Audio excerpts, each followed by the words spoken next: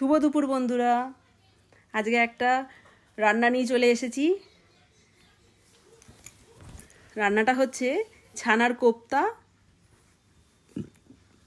কোপ্তার ডালনা। তো অনেকে এটাকে সরভাজার বলেন, যে দোকানে পাওয়া যায়, তো সেটাই ট্রাই করলাম। আমাদের এখানে তো পাওয়া যায় না, এটা কৃষ্ণনগরে খুব পাওয়া যায়। তো এক দুবার খেয়েছিলাম।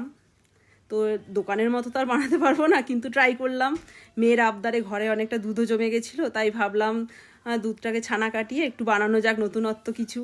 তো ছানাটাকে ভালো করে জল ঝরিয়ে নিয়ে আমি ওটাকে ভালো করে মেখে নিয়েছিলাম। নুন, লঙ্কার গুঁড়ো আর হচ্ছে একটু চিনি দিয়েছিলাম, হালকা একটু হলুদ দিয়েছিলাম, সব দিয়ে ভালো করে মেখে এটাকে যেরকম পনির বসায় ওরকম আমি বসিয়ে নিয়েছিলাম। তারপরে এটাকে মানে পিস পিস করে কেটে ছানা পনিরের মতো, তারপরে এটাকে ভেজে নিয়ে একদম মানে নিরামিষ, যেহেতু একদম পেঁয়াজ রসুন ছাড়া একদম সিম্পলভাবে রান্না করেছি। আদা বাটা, কাঁচা লঙ্কা, টমেটো সব দিয়ে আমি এই যে ছানার কোপ্তাগুলোকে ভেজে নিয়েছি প্রথমে। আর এতগুলো করিনি, কিছুটা আবার রেখেও দিয়েছিলাম, এটা ফ্রিজে স্টোর করাও যায়। রেডি। তো ট্রাই করলাম আজকে নতুন একটা রেসিপি।